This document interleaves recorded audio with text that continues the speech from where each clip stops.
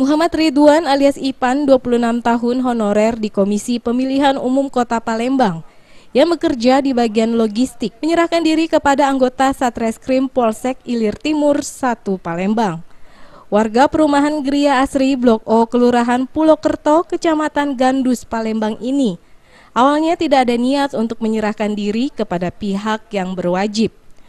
Namun setelah berulang kali polisi mendatangi rumahnya, ia pun merasa ketakutan dan memilih untuk menyerahkan diri. Barang bukti yang diamankan yakni satu tutup brankas yang telah rusak warna putih, uang tunai sebesar Rp1.503.000, satu unit laptop merek Cyrec warna hitam, satu potong celana panjang warna hitam, dan sepotong kaos hitam. Tersangka mengaku melakukan pencurian di kantor KPU Kota Palembang Minggu malam lalu karena sakit hati kepada atasannya yang selalu ingin memecat dirinya dari kantor KPU. Ya meriksain laci-laci semuanya yang di situ, periksain kan ada kunci semua ada di sini. Oh, ada kunci. Satu, tutup lagi kunci lagi. Oh gitu. Terus yang di meja itu kan ini terkunci. Hari. Aku ini. Kok kamu tahu situ ada brankas kan ditutup tuh?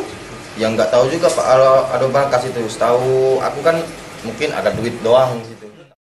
Kepala Polisi Sektor Ilir Timur 1, Ajun Komisaris Polisi Zulkarnain mengatakan, setelah mempelajari hasil CCTV yang didapat dari kantor KPU Kota Palembang, pihaknya mendapati beberapa orang yang mirip dengan pelaku pencurian, termasuk mencurigai tersangka Muhammad Ridwan alias Ipan.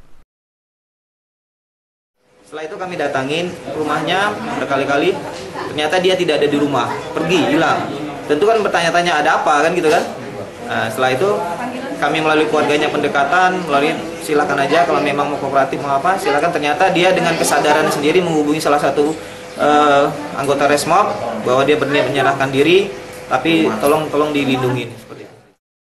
Untuk mempertanggungjawabkan perbuatannya, tersangka akan dijerat dengan pasal 363 KUHP dengan ancaman minimal 5 tahun penjara.